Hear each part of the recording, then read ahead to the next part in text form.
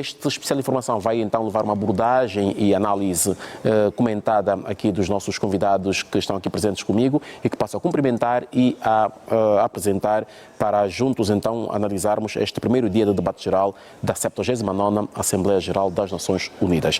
E por ligação virtual está connosco o Wellington Calazans, a partir de Estocolmo, na Suécia, de onde também nos fala para esta especial informação. Wellington, boa noite, bem-vindo a esta especial informação.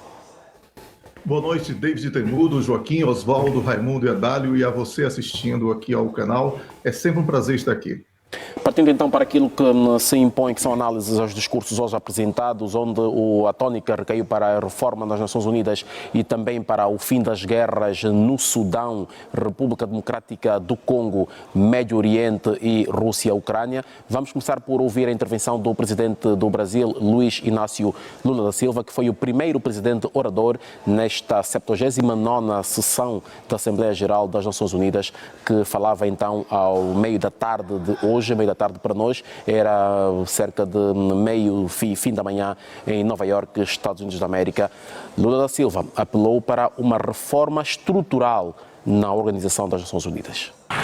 Extratos da intervenção de Luiz Inácio Lula da Silva, aqui o seu apelo para reformas profundas e coragem que pede aos líderes mundiais para que esse processo tenha então início no modelo em que se pretende e que custa a começar. Wellington, é por si que começo, a afinidade com o orador remete-nos justamente a isso, é a visão do Brasil. O Brasil é uma potência na América do Sul e Central, uma sub-região citada por Lula da Silva nesse discurso. Por onde é que se deve começar para que este anseio de Lula venha a ser realidade?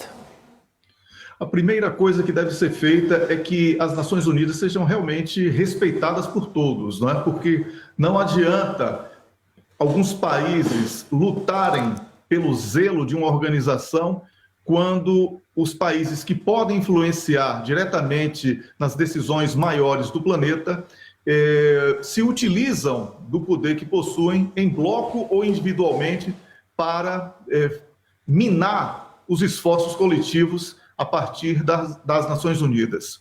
Lula foi feliz quando falou da importância de uma reforma, não explicou muito bem como, mas ao citar, por exemplo, o percurso da organização das Nações Unidas ao longo da sua história, ao longo da sua existência, com poucas reformas, inclusive mantendo aquilo que foi fincado no período colonialista, quando muitos países que hoje discursam naquele espaço não tinham voz sequer, ele acertou em cheio ao falar sobre isso. Considero que ele jogou um pouco para a conquista da simpatia mundial, quando falou da questão de gênero, porque esse é um aspecto que depende muito de cultura e é visto, por exemplo, por países muçulmanos, é visto por alguns países asiáticos e euroasiáticos como uma questão de uma agenda ocidentalizada. Então,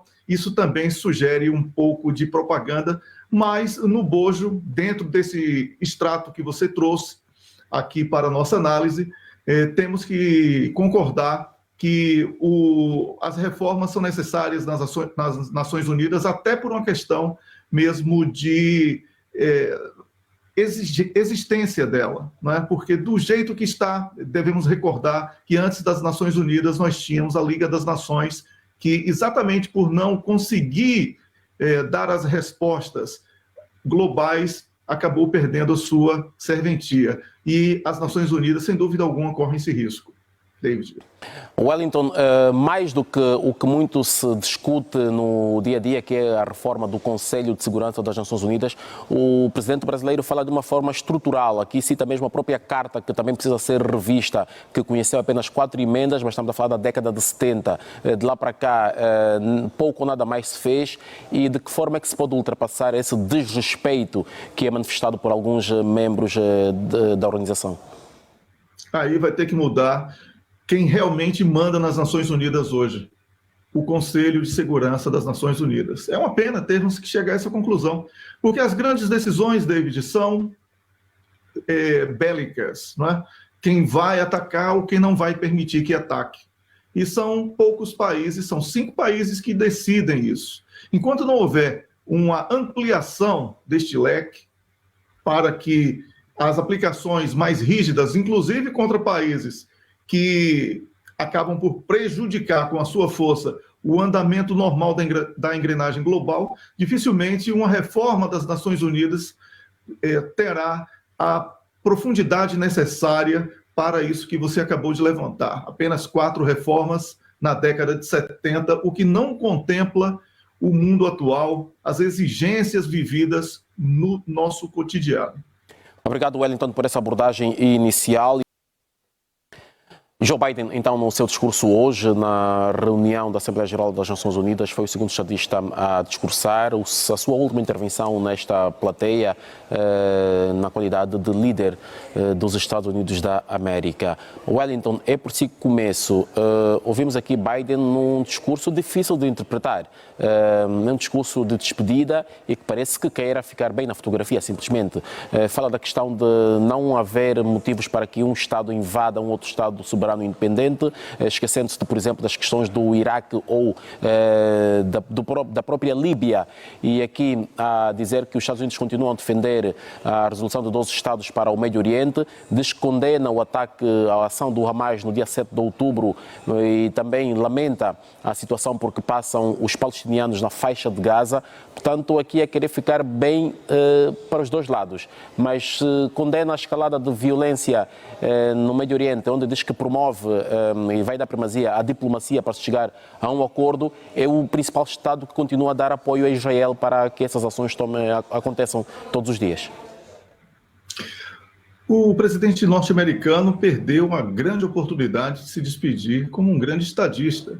Ele fez, na verdade, David, uma salada daquilo que defende há muito tempo como político, não apenas como presidente da República.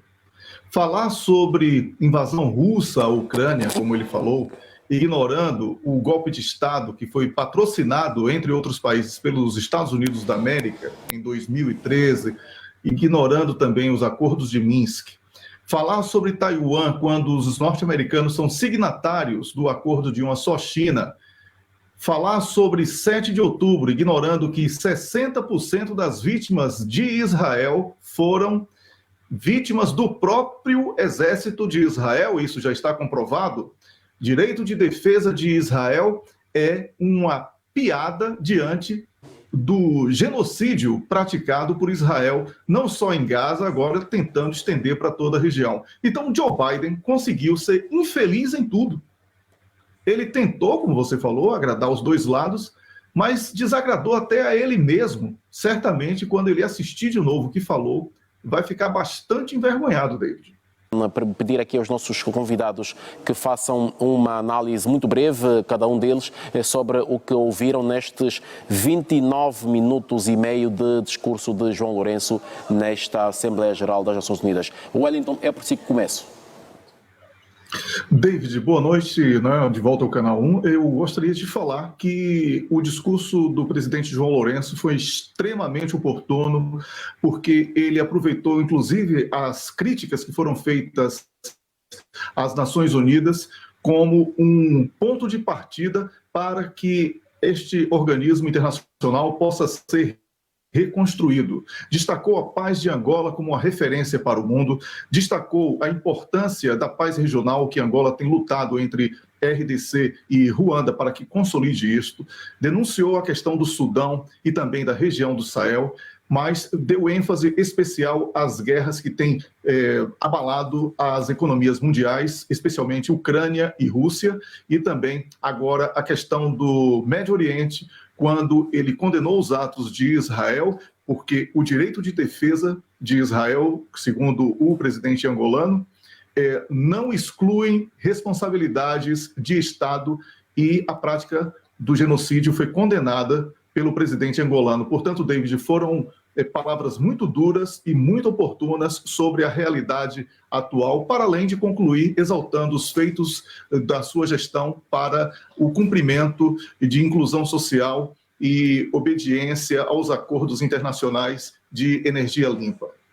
Obrigado, Wellington, e nosso muito obrigado também aos convidados que estiveram connosco por ligação virtual, nomeadamente o Wellington Calazans, que nos esteve a falar a partir de Estocolmo, na Suécia. Aos 6, o nosso muito obrigado pela colaboração e, sobretudo, pelos comentários aqui deixados neste dia em que iniciaram-se o debate geral da 79ª Assembleia Geral das Nações Unidas, cujo orador final do primeiro dia foi João Lourenço, o Presidente da República de Angola.